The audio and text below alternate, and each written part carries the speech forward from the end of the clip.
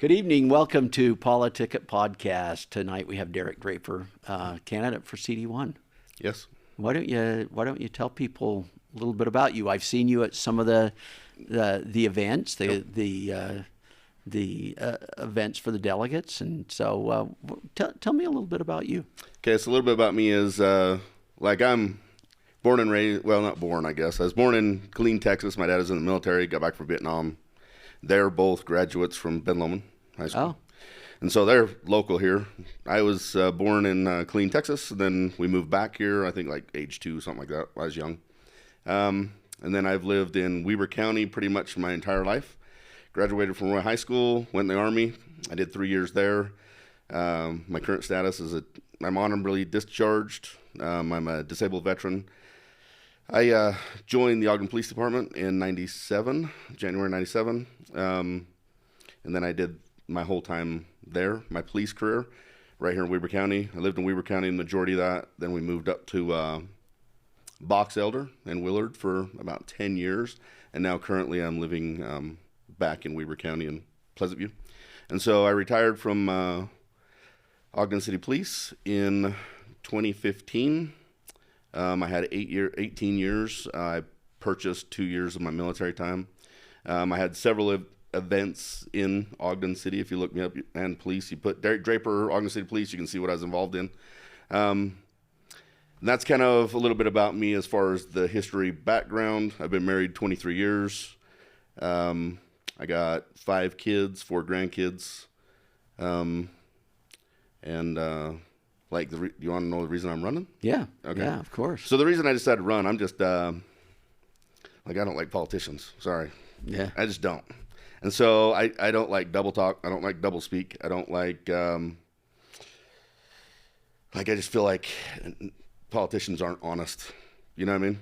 And so in my whole time I've had issues. You know, my whole job was to enforce my career path, right? Police was to enforce the law that politicians pass. Right. Whether I agree with the law or not, I had to enforce it. And so there's unintended consequences there. And like currently, like today, they passed FISA. I don't know if you know that or not. Right. Well, they were trying to pass it with the amendment that the federal government would have to obtain a search warrant, which is according to our Constitution, the Fourth Amendment, Right. to look at citizens' records. Well, you know, it's so important for our government to just be able to look at you for whatever reason. So supposedly this was aimed at non-citizens to begin with, right? Non-citizens, 100%. And like, I even have a problem with that. Like, if you're on American soil, there's a difference. Because why were all the terrorists from 9/11 taken to Guantanamo Bay? Because they're not on U.S. soil, therefore they're not afforded any of our rights. Okay, well, once you're on U.S. soil, you get our rights, except in this case. And then it's applying to get rid of our Fourth Amendment for government overreach, which I have a serious problem with. And so if they're going to implement that, then I say, well, just go all the way down to a local police department then, and let the local police department pull your records and see how you feel about that. No one will like that. And to not think that the government can abuse its power, I think that's been shown, especially after COVID and some other things. And so that really got me fired up. And this vote today really upset me. It's just all big government, big spending, you know, this, take away your rights. And then Congress cut out a special provision that you can spy on every American, but if you're going to spy on Congress, you got to notify us. You know, like, whatever's good for you is good for everybody.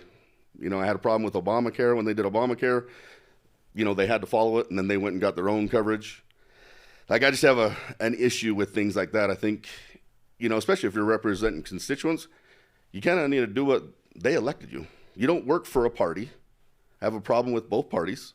I align more with the Republican Party, you know, but I'm more of a America first. Like, my time has been serving in public service, military, and then in law enforcement. And so I believe in putting America first in every dealing we do. Once America's good, like, do we have a homelessness problem? Yes, we do. You know, I call it a homelessness industrial complex, because you notice it's only getting bigger. That means more money's going into it. Because if you actually solve it, you won't get no more money. So I just have issues with lots of government stuff. So when you're at delegate meetings and stuff, Yes. what are the questions that come up? A lot of it. What are people concerned about? So a lot of it, the border. I think the border is probably number one, and then border. There's like three, but they all kind of intertwine, right? So you're talking border, national security, and inflation. I mean, inflation's kind of the hot topic right now, but it's kind of those three are all intertwined, and I think they're all under the national security umbrella, because if the inflation continues to rise, our national security is not in a good state. The border's wide open. That's why they passed FISA. Everybody's going up there like, oh my gosh, there's bad people coming in here and we don't know who they are. Christopher Wray, for example, that's what he says. My question, if I was sitting there and I could ask him a question, would be, are you going to arrest Mayorkas? There's laws on the book. He passed a policy, which is not a law, and he's circumventing the law. You're the FBI. Why don't you arrest him?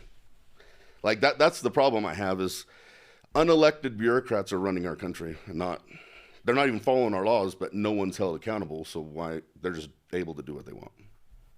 So those are kind of the three topics, but I think they all kind of blend into to single. Yeah, because it's all under national security, I think. And so, I think you need to close the border. Inflation, we got to stop the spending. That's just period. And I think, in spending issues, I think what we need to do is, I like President Trump's idea, and this is what mine differs a little bit, I think, but any money that's not going inside the United States or for our military, which they might be stationed somewhere, any money that we distribute out needs to be in the form of a loan, period. It needs to be in the form of a loan. Instead, we're just giving it away for free. Washington, D.C. has a spending problem, and we're not going to solve it. You're not going to, hey, if you get elected, I'm one vote, man. You ain't solving nothing with one vote. We got to do a house cleaning. Once we get a house cleaning, then we might be able to make some progress. But the current, how it is, yeah, there ain't much that's going to change. But if we can at least start getting paid back, I think we'll be in a better situation. Okay. Well, we're going to take a break. We'll come right back. Hi, I'm Corinne Johnson, the president of Utah Parents United. Our passion is protecting your parental rights, and we do that through parents, passion, and caffeine. That's right, we don't take any special interest money or money from big national donors, but we do rely on donations from parents just like you. That's why this year we've created a limited edition t-shirt to represent the fact that you are your child's best safe space. And we want children to know that they can go to their parents on any issue and that you'll be there because you love them best. Our t-shirt this year, I Am My Child's Safe Space, UtahParentsUnited.org, is perfect for Mother's Day or Father's Day. Order one today on our website, UtahParentsUnited.org, and help your child know that you are their safe space. Welcome back to PoliticIt. We're talking to Derek Draper, candidate for CD1. Yep. So we talked about issues that people are bringing up, but I noticed you've been to a number of these candidate events. What are the things that people are interested in? What are they asking you about? What do you find is the most prevalent policy issues that people are concerned about? Well, for me, I don't have an issue with any of answering questions because for me, I just tell what I feel. Right. You may like it or you may not. That's why we live in a country where we supposedly got this thing called free speech. Right. Except we're edited by the government. And we're doing a bunch of this self-editing to ourselves, which if we have free speech, why do we have to self-edit? Yeah. So free speech is an important thing, right? Correct, 100%. And there's differing of opinions for a reason. Yeah. And so that's how things get moved forward in a direction, because different viewpoints and stuff need to be heard in making legislation, making law, and everything, and not just, well, I'm a Democrat, I agree, or I'm a Republican, I agree with this. So some of these issues, like, for instance, the border, what do we do about the border? So for me, I agree with President Trump's stand on the border. I think first you got to shut the border down, like both borders, the northern and the southern. You got to shut it down, and then I do agree that because we've just been letting everybody in, that's a problem, and I think you have to have deportation, some form of deportation. I don't know what that would look like necessarily, but to just get on an app and say, hey, I want to come into the United States and click some things and then come in and they're giving me a $2,500 a month check more than Social Security, I don't know how any U.S. citizen doesn't have a problem with that. You know, like your grandma getting a check, she gets $1,400. All these illegals coming over getting $2,500. I believe in rule of law. We have laws. Laws aren't being enforced.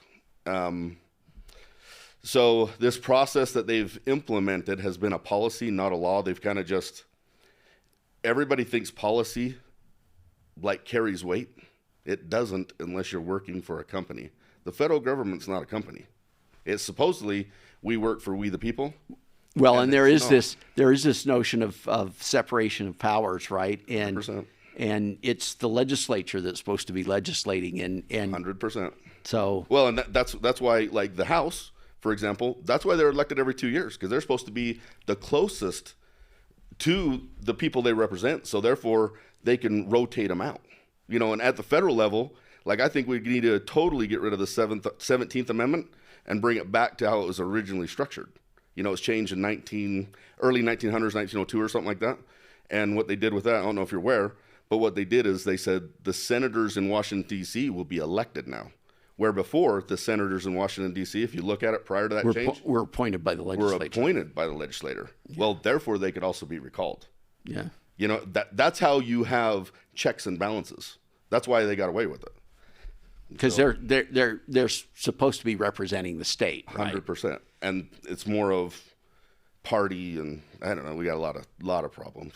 Yeah. So other issues that come up, national debt. What have you heard on that, and what's your stance on that? So national debt's a big one. I think national debt, like I said, I think the first thing, you're not going to solve Washington D.C.'s spending problem. Both parties have a spending problem. So I think the thing to start with would be any money that's not going inside the United States, going like anywhere who's not in the United States, needs to be in the form of a loan. And then I also think there needs to be an additional caveat on there that says no president, I don't care which party it is, can just sign the loan away and just say, here, we'll just call that good. It has to go through the House and Senate approval process to waive the loan. Because, like I said, it doesn't matter which party's in charge. Like, if it's for a right reason, you should be able to convince those other legislators to, like, let's waive this portion of the loan or whatever.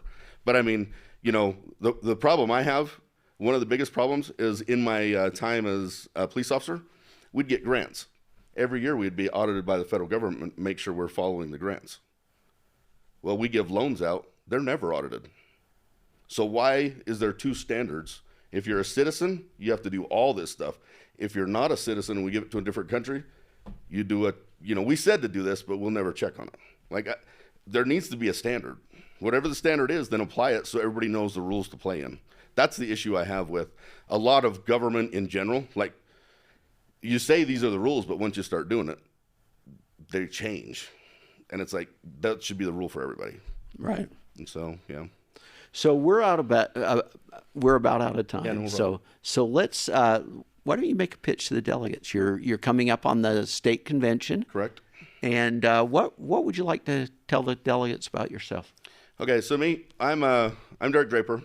You can go to my website at Draper, DRAPER, the number 4, Congress.com. That has a bunch of information on there about me. That Ballotpedia thing that has a lot of information. I put a bunch of questions up that people have sent me, so you can go to the questions section. It has a lot of my stances. I give some explanations. For me, I just try to be honest, straightforward. Like I said, you might not like how I come off because I'm kind of abrupt, I guess. The only thing you will like about me is you're going to get my stance. No matter if you like it or not, you're going to know where I stand. Therefore, the First Amendment comes in and we can chat, and then you can either convince me or, you know, maybe it shores up my stance of where I'm at. I don't know. But I believe in knowing where people stand. Therefore, you know how to approach it. We've all had conversations and disagreements with people. If you know how to talk to people, you know how to sway people to your way of thinking, things of that manner. So, like I said, I'm just straightforward. I try to be just straight. I just tell you how I feel. I believe in transparency. Everybody says transparency. If you're going to vote on a bill, like I would compare like I like Mike Lee's version of transparency, especially on hot topic items here in Utah. He may vote a certain way that I don't agree with. I agree with him on majority, but on some things he may vote a different agree. He comes on, he either does a little live video thing. He always gives an explanation of why he did what he did. I may disagree with that explanation, but I respect the fact that he at least gave me his stance of why he did it, and not just the talking points of the party. And so that's how I feel is you need to explain yourself and not party explanation. Like, why did you do this? You're supposed to represent us. Why did you? And so, yeah, I'm just kind of more of, like, I'm not too scared of anything. I mean, I did police stuff, and they trained me to not be afraid of anything or anyone.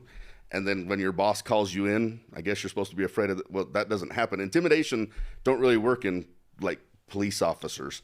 And so for me, like, I've been asked, you know, well, could you be bought or swayed or blackmailed? And I'm like, I really don't think so.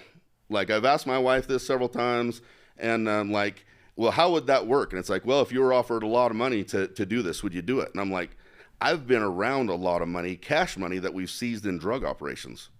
Like, why wouldn't I have just taken some? And so, like, I don't think that would ever be an issue. And, like, especially, like, getting blackmailed or something, because that right there, I'd just do my phone and do a live and be like, hey, so-and-so just came and offered me this much money. What do you think I should do? And I'm pretty sure that'd put a stop to it. So, yeah, I don't know. I haven't been in politics. I just know I don't like it. And so I don't know if that's a good thing or a bad thing, but I do know I try to fight for what's right, what I feel is right. And if you can't tell, I'm very outspoken on my opinion. So you're going to know where I stand. And everyone will know. So it's not like I'm not going to be I'm no behind the scenes person doing stuff. I'm like, let's fix it now. So that's where I kind of stand. Very good. Thank you. Derek Draper, CD1. Nice having you. We'll see you guys next week.